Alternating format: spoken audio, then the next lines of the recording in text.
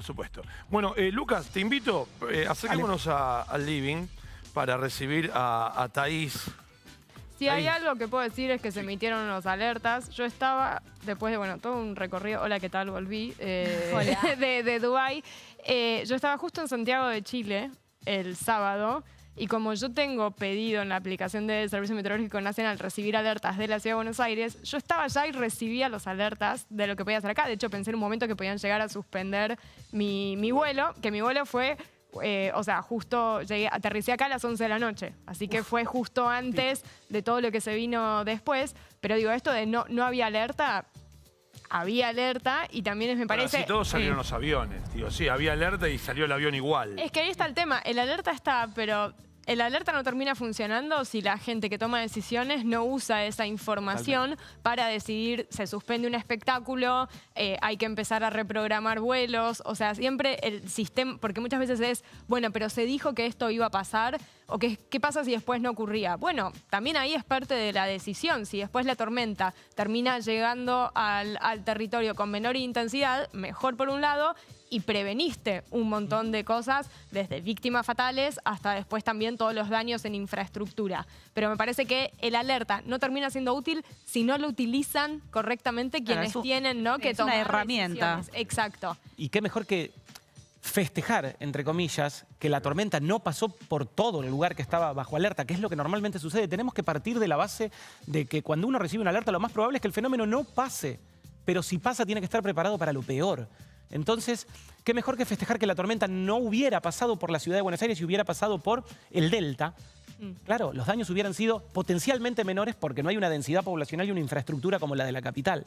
Y no por eso hay que dejar de tomar la precaución. No, y ahí mencionaste una palabra que es clave, que tiene que ver con prepararse y que me parece que esto lo que deja también en claro es la necesidad de tener políticas de adaptación al cambio climático. No porque uno pueda decir el evento se produce, siempre decimos esto, ¿no? Directamente y solamente por el cambio climático. Sabemos que el cambio climático está intensificando las variables de las cuales dependen estos eventos climáticos extremos. Entonces es importante tener primero apoyo a la ciencia en los países para justamente poder tener mejores herramientas de información y conocimiento de estos eventos, pero también políticas de adaptación al cambio climático para esto, para prepararse mejor, ¿no? Y el prepararse mejor lo que busca es reducir y evitar impactos y daños en infraestructura, pero sobre todo también personas, digamos, dañadas de alguna manera en la salud o incluso víctimas fatales. Claro. Thaís, en alguna de las jornadas de la COP28, digo COP28 y COP27 y COP25,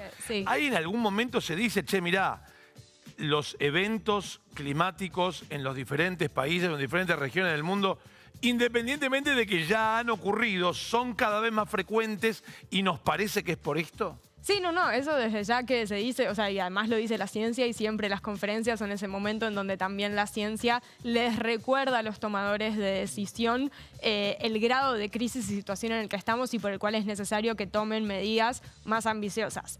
Uno después puede ver en si esas medidas que se están tomando son más ambiciosas o no, pero de hecho el hecho, valga la redundancia, justamente de no haber reducido ambiciosamente las emisiones, de no haber tenido buenas y mejores políticas de adaptación al cambio climático, ha hecho que hoy en el espacio de las conferencias se tuvo que crear un fondo para las pérdidas y los daños ocasionados por los impactos del cambio climático para ayudar sobre todo a esos países que menos contribuyen al problema y que más expuestos, ¿no? están. O sea, estamos hablando de una vez que pasó el huracán, que pasó el tornado, la inundación, la ola de calor, bueno, ¿quién financia esas pérdidas y daños? Lo que ocurrió, que fue uno de los resultados en esta COP28, fue el establecimiento del fondo, había sido el año pasado en Egipto. Lo que ocurrió acá es que se aprobó la operacionalización, es decir, cómo se va a poner en práctica ese fondo, y algunos países empezaron a decir cuánto dinero aportarían. La verdad, perdón, pero que Estados Unidos te aporte 17,5 millones de dólares... No es nada. Yo siento que me estás tirando... 17,5, o sea... Millones. 18 millones de dólares. Millones. Son el país que más Y son los países que... Y ahí es donde después decís, con todo lo que destinan de dinero a la guerra o cuando hay una pandemia, ahí también hay una elección respecto de cuánto dinero se destina a esto para países que lo necesitan. Porque encima, los países que menos contribuyen, que más expuestos están, son los que están endeudados. Claro, pero digo, cuando decís un país que menos contribuya... Sí.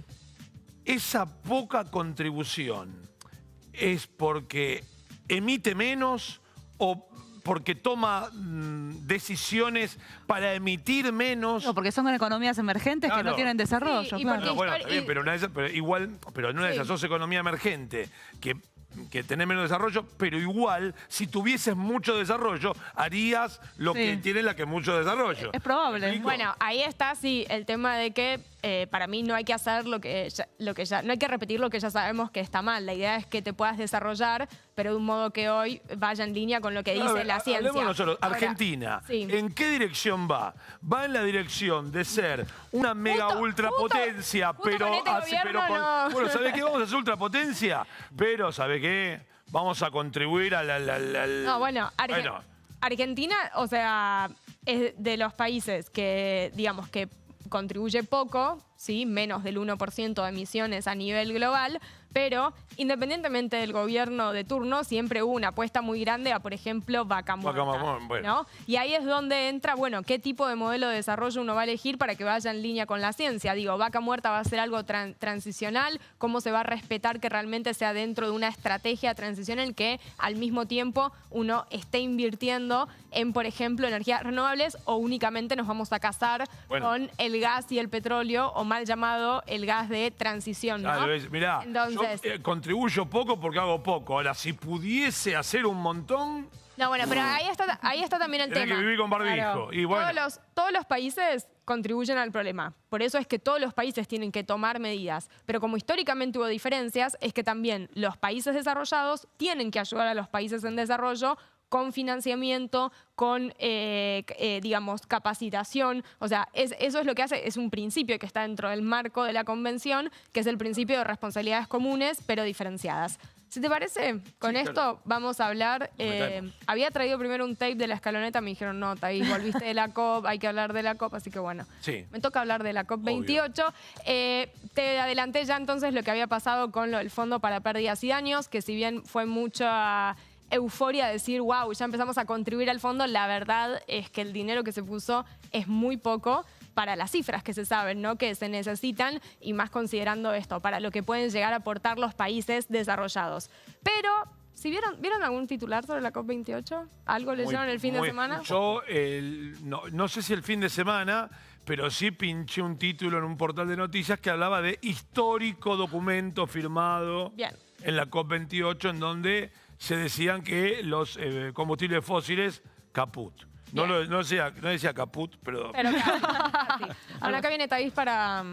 eso está mal. sí lo suponía. Por eso lo trajiste. Dijiste, yo no creo esto hasta que venga Thaís. Bueno, a ver. Por primera vez, después de 28, 30 años de reuniones, de negociaciones, y me permitiría decir más de que estamos hablando del tema, es que una decisión de una COP incluye el concepto de combustibles fósiles. Si por eso vamos a salir a celebrar con sidra y con todo, y la verdad, o sea, no sé si es para celebrar, que es histórico, que sí, porque primera vez aparece el concepto, ok, pero hay que ver también cómo aparece el concepto, ¿sí? Con qué vocabulario elegido, y también lo que se pretendía que aparezca en la COP28. Lo que se buscaba que acá hubiera era una mención explícita a eliminar progresivamente los combustibles fósiles hasta su terminación, ¿sí? Hay que recordar que el Acuerdo de París no tiene la mención a los combustibles fósiles. Habla de limitar el calentamiento, pero no habla de la principal causa. Porque, bueno, hay muchos países, Arabia Saudita, incluso también China y otros países desarrollados, que no quieren hablar de cuestiones sectoriales. Siempre quisieron hablar de hay que limitar el calentamiento, hay que hacer determinadas acciones, pero sin, claro, hablar. Bueno, lo que termina en el texto, estuvimos 2 semanas ahí en la COP en que phase out, phase down, unabated, así un montón de conceptos mucho más ambiciosos. Y de golpe lo que hace la presidencia de Emiratos Árabes Unidos es presentar una opción de texto borrador en la que no aparecen estos vocabularios, aparecen unos muchos más débiles. Y entonces, ¿qué fue lo que con un rechazo totalmente por parte de un montón de países, qué se hace después? Se presenta un texto un poquito mejorado respecto a ese, pero que todavía no alcanza la ambición que se esperaba. ¿Por qué cuento esto? Porque ahí efectivamente hay una estrategia. Por parte de la presidencia, recordemos, una presidencia que es Emiratos Árabes Unidos, en donde el presidente de la COP28 es el CEO de la compañía estatal de petróleo de Emiratos Árabes Unidos. Y ahora ya lo cuento más tranquila, total, estoy acá y ya no me escucha por teléfono. Entonces, ¿Qué es lo que termina diciendo el texto sobre combustibles fósiles? Los países se comprometen, este es Al-Jaber, de quien estaba hablando, se comprometen a hacer una transición que deje atrás los combustibles fósiles. Eso, y yo lo conversé con traductoras, en un lenguaje, digamos, es muy liviano en términos de la acción. Porque una cosa es decir eliminar progresivamente los combustibles fósiles y otra cosa es decir hago una transición dejando atrás los combustibles fósiles. ¿Y hay plazos también?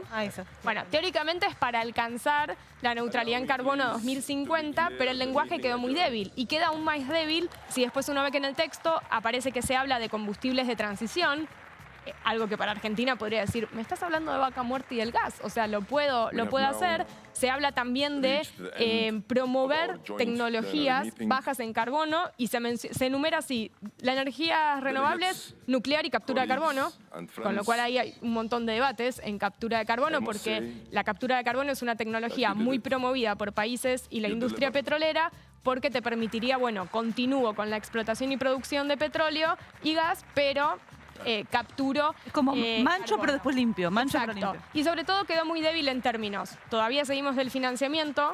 Sí, se llama a los países desarrollados a cumplir con lo que no prometiste, pero queda todo muy en un gris.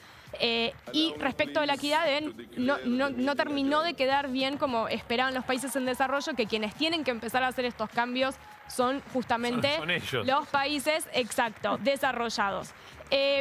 Lo que ocurrió fue que después de que se aprobó el famoso martillito que se hace en la COP, salieron a hablar los países insulares en medio de la plenaria a decir que ellos no estaban en la plenaria cuando se aprueba, que estaban todavía analizando el texto y, digamos, hablando muy en contra de este texto porque básicamente los pone totalmente en riesgo a los países insulares. Y creo que tenemos el on, porque sobre eso le pregunté al secretario ejecutivo de la Convención Marco de Naciones Unidas en Cambio Climático, Simon Steele. We've heard the concerns from Samoa and all island states. Island states made it clear from the floor that this consensus does not go far enough to protect their populations and the planet. The fact they received the longest standing applause is a clear indication these views are widely shared. Thais de Alara from Canal de la Ciudad. Can we talk about consensus when a group was not in the room? I didn't hear that, sorry. Can we talk about a consensus when a group was not in the room? There were no objections to what was gavelled, so agreement has been reached. Para mí lo clave fue en el momento como que no me di cuenta y después cuando lo volví a escuchar fue que yo le pregunté si podíamos hablar de consenso y él me respondió que hubo acuerdo. Con lo cual acá, en donde las palabras importan, no es lo mismo. Hubo acuerdo, pero definitivamente no todas las partes estaban justamente Acuerdo con entre las que estaban consenso. presentes. Sí, no era porque quizás las islas iban a objetar, pero sí que definitivamente querían expresarse en lo que pensaban del texto. Y si hay algo que se notó y que por lo menos la vivencia que tuve estas 2 semanas, Emiratos es todo récord, todo tiene que ser lo más histórico, lo más grande, lo más alto. Y acá lo que se buscó fue un poco eso en la comunicación. Esto es histórico, o sea, fue la primera vez que ocurrió y me parece que hay que bajarle, no porque no esté bueno que empecemos a hablar de las cosas con nombre y apellido referido a los combustibles fósiles, pero realmente todavía no hay algo que sea ambicioso en términos de lo que la ciencia no dice que se necesita. Así que eso, como un gris, hay que decir. Para mí no hay que hablar ni éxito histórico ni tampoco de fracaso. Hay que medir y analizar los resultados Ahí, como son. Te pido, por favor, necesitamos espectacularidad. Bueno, no sé. Ok. Estoy No, muy está bien. contenta con el aire acá, quiero decirlo. No, estamos todos los días- maravillosos. Acá todos estamos los días maravillosos. poco saludable era la calidad del aire ¿no? en Dubái, así que llegué acá y un poco lo estoy disfrutando. Ahí, muchísimas gracias. Gracias. Bueno, a ver, arrancamos en el marco del